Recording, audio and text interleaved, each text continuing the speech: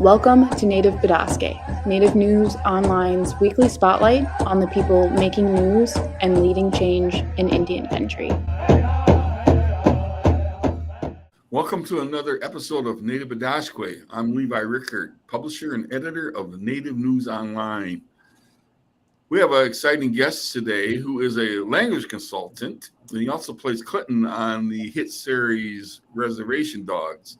Warren Queton. Warren, welcome to Native Bidaské. How are you today? Hey, damn bone, Levi. Thank you for having me today.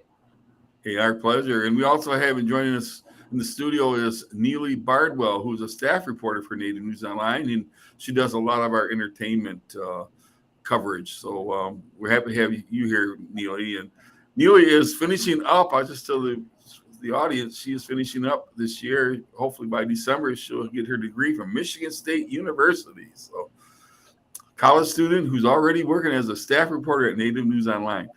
But let's go. Warren, what has been your experience working as a legislator for the Kiowa District 7 for the tribe out in Oklahoma?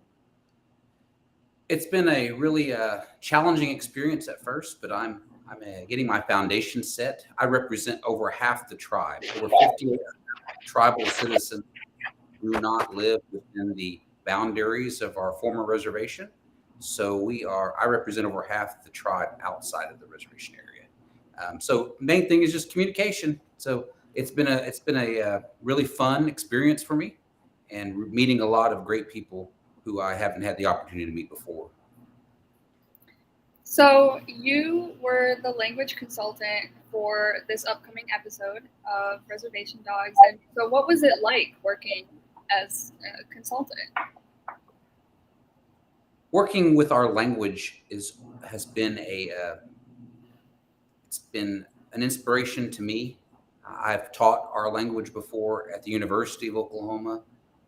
We have never had a language program or language department within our tribal government before, and our executive branch now supports that. So I wrote legislation to establish the first language program. We actually have that here within our tribe now.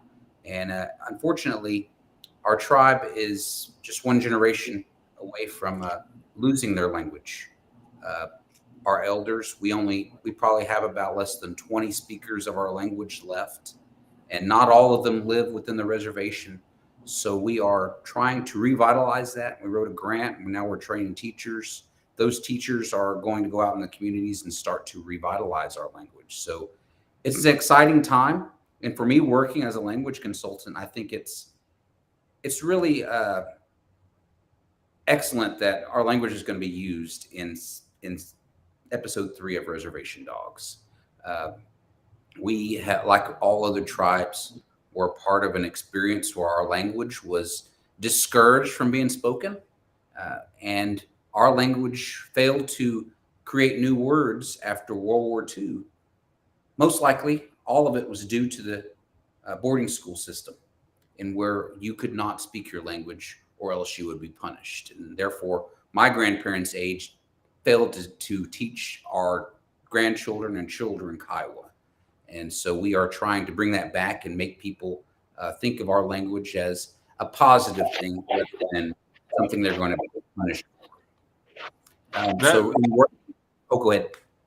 You bring up a great point. I'm Potawatomi, and my grandparents the same with my family, and passed on to my mother's generation. And for some of us, I call it kind of like there's been a couple of generations lost to our language because of the assimilation process that they tried to really impose on us through the Indian boarding schools, where they beat the language. And I've interviewed elders in the past who told me the tragic stories of literally getting beaten because they were speaking their language. And so, but I really applaud what you're doing. And what's the enthusiasm from the people there in your tribe? Well, I think everybody's excited about hearing Kiowa on TV. We've had some experiences with Kiowa in movies. News of the World was the most recent movie that came out. However, the young girl was the only one that talked Kiowa. And when you saw the Kiowas, they were kind of moving off. All you saw was their silhouettes leaving in the middle of a rainstorm. So you really didn't get to see the people nor hear them talk and how they sounded. So I'm excited to work with these young actors who are going to be speaking our language. I think Scott Momaday has talked before. He's a member of our tribe. He says language is child's play. When children are speaking a language, they are playing with language. And in terms of how long we have had language and how long humans have been on this planet, language is relatively new on this planet and in this world. So that was something I took from him. And so language is something to be played with, is to be recreated. And that's something that children have failed to do because they have not spoken it growing up. So now we're trying to revitalize our language using that idea, that we have to make new words, we have to adapt. It will not be the language that was spoken by our ancestors. It'll be a remnants of it because language changes. The language they spoke in the 18th and 19th century was different. Even English changes over time, right? Depending on location and coming from Europeans. So our Kiowa language has changed over time.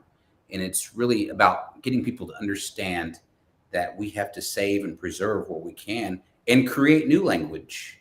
And so I think it's excellent that these young people are speaking our language on Reservation Dogs itself. You bring up a point that I don't think most of us even think about. A friend of mine was talking. He speaks fluently. He's Odawa, so he speaks fluently his language, and he was saying how there's not a word for. He used the example of men's cologne. He said, but then he gave the language something that would. And I remember it's more like a stream of mist or something along that you spray, and just like there would be no word in Kiowa or in our language for microwave, right? I mean, most people don't think about those things. Yeah. Hey, can you give us a sample of some of your language? I'm curious to hear it. Some of it, just whatever you want to say, and then tell us what it means in English. Yes. Well, habakoi toya, all antali akoi kon. Honde onde batsan, ede ki da da de honde on. Goik ahi ada. Honde onde ba bon. I said, I asked, will you hear Kiowa? And then I told my Kiowa name is The Moon is Coming. And it's a wonderful day to be here. And it's great to see you all. And I am a Kiowa man. And so I was just introducing myself to you. I love it. And it's so beautiful. So beautiful. Back to you, Neely. I know me myself too. It doesn't matter if it's my language or not. Just hearing Native people speak their native language is very refreshing. And and I myself am starting to take that journey of learning my language again. And it's a journey, honestly. It's a very long journey. And I was just wondering, who helped you on your journey to relearning and reclaiming your language? So it's a long story. I'll try to shorten that as best I can. I grew up with my grandparents, and they actually were a part of the relocation movement to these urban cities for work, and they moved to Dallas and Fort Worth. And at the time, in the 60s and 70s, there were about 20,000 natives from all over the country that were placed in Dallas and Fort Worth, Texas. My grandparents they actually applied for relocation and were denied, but my grandfather's sister was approved. So they all went together. They went with that family and they created a life down there. But in Dallas and Fort Worth, since there were so many natives and so many Kiowas that were part of the relocation program, they created a community of people that were working and supporting one another, they were looking for that support system, and they found it from these different families that were living in that area. And so my grandparents were one of those. But growing up in the 80s, I was with my grandparents all the time. And I think it was because my dad was working And, it's a major urban city. My mother had to work as well. So we were always around my grandfather and his brothers and sisters. They were all, first language speakers of Kiowa. And I would be around them. His sister, her name was Margie. And we would always come back to Oklahoma to our reservation area around Lawton, Anadarko, and Carnegie, and we would visit relatives. And sometimes they would leave me up there for a summer, or I would go visit his brothers and sisters that lived around our allotment area around Carnegie, Oklahoma, and I would visit them, and we'd visit the elders. And I didn't realize it at the time, but he was actually teaching me Kiowa, as we were going through story, through song, explaining, these are things that you need to know. And when you go visit these elders, just listen to what they say, what they talk. And at the time, I didn't want to do that because I wanted to go fish and hunt and play with my cousins. And I thought, man, my grandfather and my dad was the same way. We visited one of these revered Kiowa elders. His name was Parker McKenzie, and he lived to be over 100 years old. And he was a self-taught linguist, but he would be talking to my grandfather about language stuff, and old way you say that is, time pegung. Yeah, that's how you say gourd dance. He would be telling them, they don't say that now. They shorten it. They say time pe. So he said, language changes over time. And I remember that. And I was thinking, man, I was sitting there and I was pouting because I wanted to go hunt and fish. My grandfather made me sit there and listen to those stories, and then talking in language. So I don't consider myself a true fluent speaker because there's older words that I don't know. But the rhythm, like hearing that language as a young child, that language was encoded in my brain. So I know how true Kiowa sounds. And when people hear me talk, they say, you sound like you know what you're saying because you have the rhythm. It should be a melody. And our Kiowa it is beautiful to listen to. Yes. Yeah. And our Kiowa people are musical people. So when you talk Kiowa, it should be a rhythm and a melody, and it should be soothing, and other Kiowas can understand what you're saying. And then it becomes poetic at some point, and then everybody's just mesmerized by man, a true speaker can really just kind of captivate your mind. So yeah, that was my journey, was with my grandfather, his brothers and sisters. Just being around them at a young age was the beginning of my journey. And then they one by one, they've passed on and they've made their journey, and so I've had to kind of look for other speakers to speak to outside of my family. And actually, I went to the University of Oklahoma in 1999, and they were teaching a Kiowa class there. So that kind of sparked I need to get re-involved with this because my grandparents, I have not had speakers living with me or being around me for about 6 or 7 years. I need to get back into it. So I took that class, and it automatically, everything came back. And even my professor who was teaching Kiowa language at the university said, you can tell like you've had a lot of Kiowa spoken around you because everything, we say in class, you pick it up immediately and you're able to respond. And then I realized I could speak and I could understand everything they were saying. And our elders, I've been able to find other elders to kind of mentor me and kind of help me with my language skills over time. So what advice do you have for any young people, starting their journey and trying to relearn this language? I think people have to start somewhere, right? And you may feel a little intimidated, afraid to speak in front of elders, but you have to find mentors that are going to be able to support you and help you and encourage you to speak properly. Because I think of some of my grandfather's brothers, they were really strict, and I found myself unable to speak when I was around them because I was afraid I would say something wrong, and they would correct me, but they'd almost be like getting on to me, And I realized as a teenager, they weren't like trying to discourage me, but they were trying to make sure I said it properly.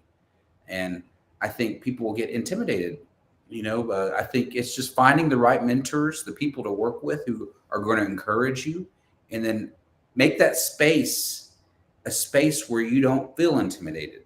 You feel like you're able to make those mistakes and then have some feedback on these are things that you said wrong. And I think that's where we are with language. We should be able to, like Scott Momaday said, we should be able to feel like we're a child and play with that language, because that language is going to be ours, and it may not be the language that was spoken 200 years ago or even 100 years ago, but it will still be Kiowa, because you are learning how to what a Kiowa language sounds like. And there's a lot of cultural, I guess, habitus or worldview that come along with that. There's a worldview that you look at as a Kiowa. We say "Gaw guba da," like you are a Kiowa in spirit, because you can speak Kiowa and you see the world through a Kiowa lens. Because there are stories that go along with our oral tradition, our music, our language is all intertwined, and it's beautiful when you think about it. But you got to get in there. You got to have the courage to get in there and listen and learn and be supported, and find those spaces where you can ask those questions, where you don't feel intimidated. Because there will be some times as a language learner, we're often like, I don't know if I can ask that. You have to find those mentors you can depend upon. And it might be a difficult, there's some cultural competence there. You have to learn, you have to know where your boundaries are. What can you ask and what can you ask? Because there's different things you might ask a woman, and there's different things you might ask a man. You need to figure out what context you need to ask those questions in. I hope that answered your question, Neely. So I'm sitting here thinking, is really a child's never too young to hear that language, right? Yeah. I mean, even if they're as an infant, if they hear it and they grow up with it, it's going to come a lot easier. And I say that to all our viewers who are not necessarily Kiowa. I'm Potawatomi, but all native speakers, and that is one of the travesties of American history, is the fact that the indigenous people had to lose their language, and I've always regretted it. And I probably know less than 20 of my language, and so 20 words, I should say. And I keep telling I've got to dig in and start learning that, because it's such a beautiful thing. Yeah, Neely, absolutely. next question. So you talked a little bit at the beginning about how you helped create the first language revitalization program. And I was just wondering what you think the next steps are for future generations in terms of language revitalization. I think next steps in terms of language revitalization is just simply creating new speakers. That's what should be the goal. A lot of tribes are like the Kiowas. They have very few fluent speakers left.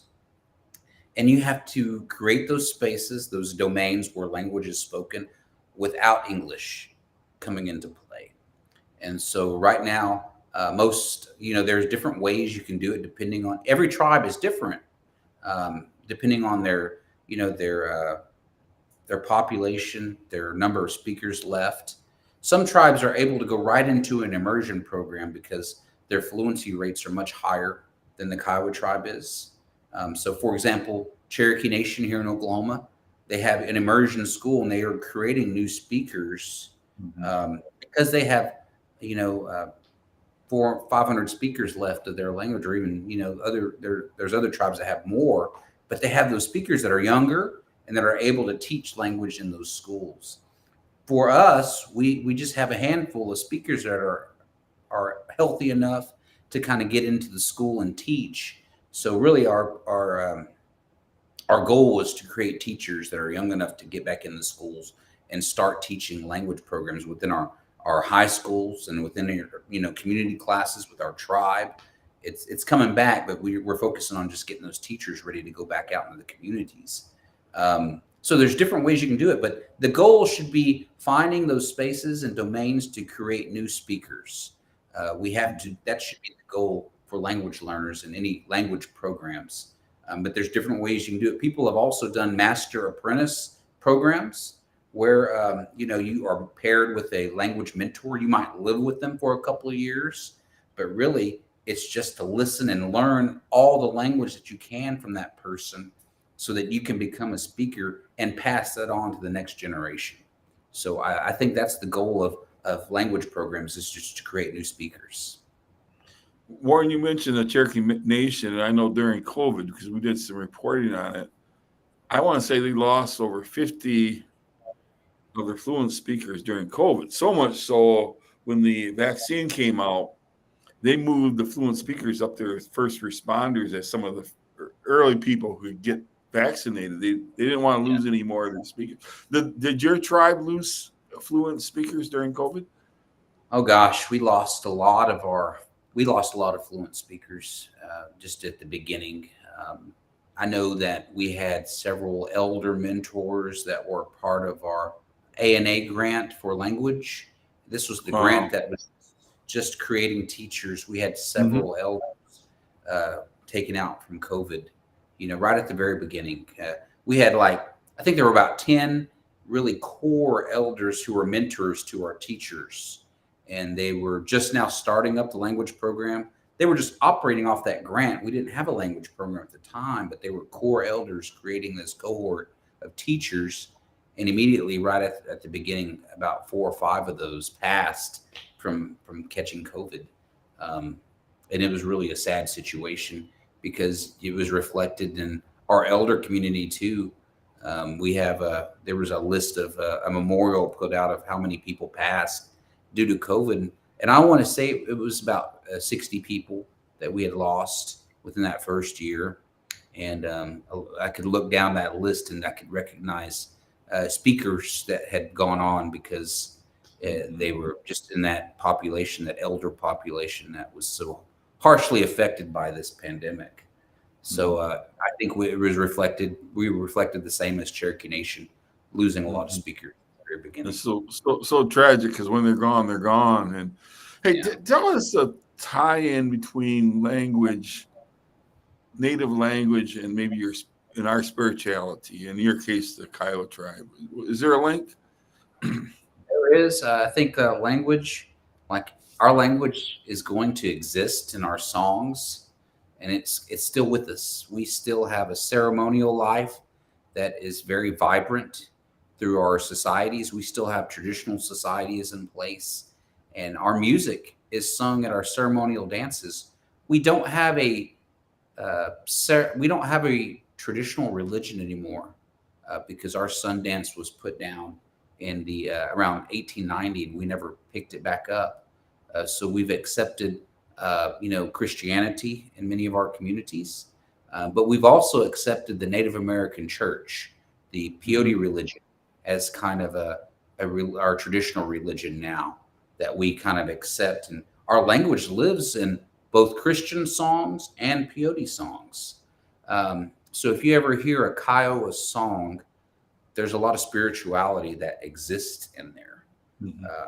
And a lot of people will say our Kiowa songs are very, very powerful because we have our language that lives within our songs. And as I said before, we are musical people. So we enjoy, powwow songs, gourd dance songs, peyote songs, Christian hymns. I think that's what links us together is our ability to sing and create music using our language. And there's a spirit that exists within those songs and those ceremonies that we partake in. Neil, you have the last question. I guess my last question is, what are some of the barriers that you have seen that are preventing a lot of people, both youth and adults, from reconnecting with their language? I think finding the time and having the funding support to really get into language.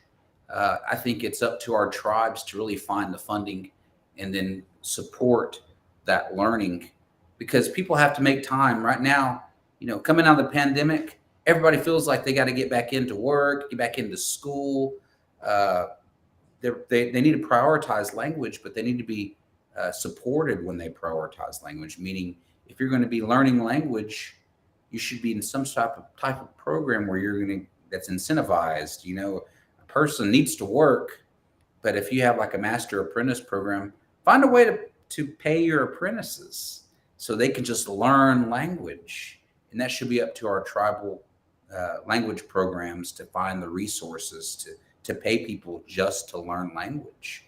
So I think that's the major barriers are finding the time and then having the support, whether it's funding or whether it's space. That's the major barriers that people who are trying to learn language go through. So. And Warren, I want to thank you for coming on Native Bidaské, and thank you for what you're doing for your tribe as a legislator. Thank you for bringing your language to Reservation Dogs, so now the whole world will be exposed to it, because once it's streamed all over the world, you really are making a big difference. So thank you so much, Chimigwich, for coming on. And do you have any last word you want to say? No, thank you for having me today. I'm excited about the episode coming up to hear our Goigu, our Kiowa language being spoken by these young people that are going to be in the future episode. I think it's really going to be something that's going to wake people up, and our Kiowas are going to be pretty happy that they're going to be highlighted in there. So I encourage everybody to watch, and we appreciate the time today to talk about our experience with our language program. And to our viewers, Chimigwich for turning into another episode of Native Bidaské. Later this week on Friday, we're going to have a very special guest, and it is the chairman of the Senate Committee on Indian Affairs, Brian Schatz, who will be talking about the NAHASTA, and that's the reauthorization of the Native American Housing Act. So tune in at 12 noon on Friday on our platforms at Native News Online. So Chimigwich, in the meantime, be safe, enjoy the summer, but take care of your kids. Chimigwich. Hey, go, I'm all about.